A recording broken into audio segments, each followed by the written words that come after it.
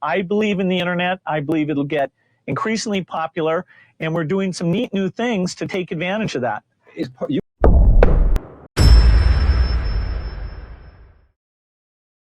It's great that people are worried about the problems because they require action. So yes, I am optimistic. It does bother me that most people aren't optimistic. And, so one of us is wrong and one of us is right. If you ask people across the United States, is the future going to be better than the past? Most say no. My kids will be worse off than I am. They think innovation won't make the world better for them or their children. So who's right? The people who say innovation will create new possibilities and make the world better? Or the people who see a trend toward inequality and a decline in opportunity and don't think innovation will change that? The pessimists are wrong, in my view.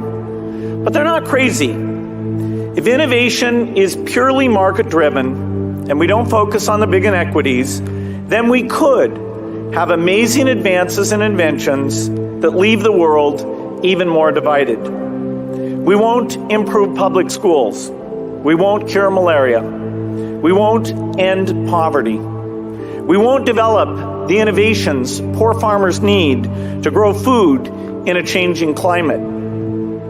If our optimism doesn't address the problems that affect so many of our fellow human beings, then our optimism needs more empathy. If empathy channels our optimism, we will see the poverty and the disease and the poor schools. We will answer with our innovations, and we will surprise the pessimists. Which problems will you decide to solve? If your world is wide, you can create the future we all want. If your world is narrow, you may create the future the pessimists fear. If we're going to make our optimism matter to everyone and empower people everywhere, we have to see the lives of those most in need.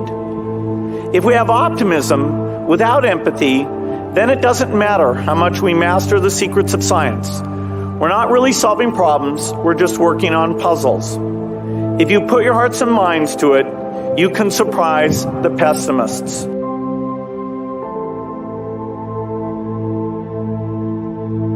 Well, the thing that you're likely to be world class at is whatever you obsessed over from, say, age 12 to 18. In my case, it was writing software, where I would think I was good, and then I would meet somebody who would tell me I wasn't, and I would look at their code, and I went through 4 sort of comeuppances of, that's what a really good programmer looks like. I was obsessed with computers, that I would skip athletics, that I'd go in overnight, that I'd leave the house sometimes. And so it was kind of considered a little strange. And the big moment was when I said, instead of going to part of my senior year, that I wanted to go work for a company writing software. Dropping out is not an irrevocable decision. If you try and start a company that doesn't go well, they always let you go back. Okay. And so if you don't have, kids that you need to support, it's a very low risk thing, particularly in the culture of the United States, where trying to start something and failing is not a black mark for the rest of your life. Well, I'm a weird dropout because I take college courses all the time. I love learning company courses and things, so I loved being a student. And there were smart people around, and they fed you, and they gave you these nice grades that made you feel smart. So I feel it was unfortunate that I didn't get to stay there, but I don't think I missed any knowledge because whatever I needed to learn, I was still in a learning mode.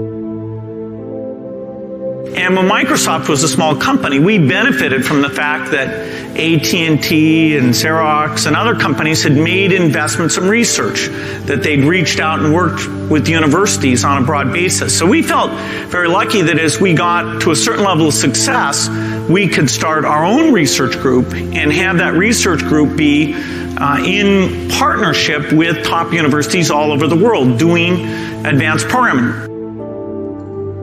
And it is true that if you find an idea that requires 3 or 4 years of improvement and patience and really sticking with it, that we're very good at that. Take Windows, which we bet our company on.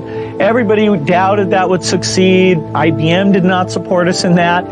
It took longer than we expected, over 4 years before finally graphical interface got popular. And now people take it for granted. It's part of every personal computer, and you just expect it to be there. That was one of the grand successes of the company. We think that progress can actually accelerate. The last 15 years have been wonderful, but the next 15, we can do more. And some people worry that when you talk about progress, that it'll reduce people's commitment to make things better. They think when you talk about progress that it shows you're naive and that maybe you don't realize all those things that are left to be done and how horrific they are. And so sometimes that purely that negative side of the story gets told, but you lose something very important if you only look at it that way. You lose the optimism about what's possible, and you lose the information where you look at the places that have done better than others, and you understand what is it about delivery, innovation, partnerships, caring, what has come together for the very best progress, and then spread that to the other places. That's what will help us drive at full speed.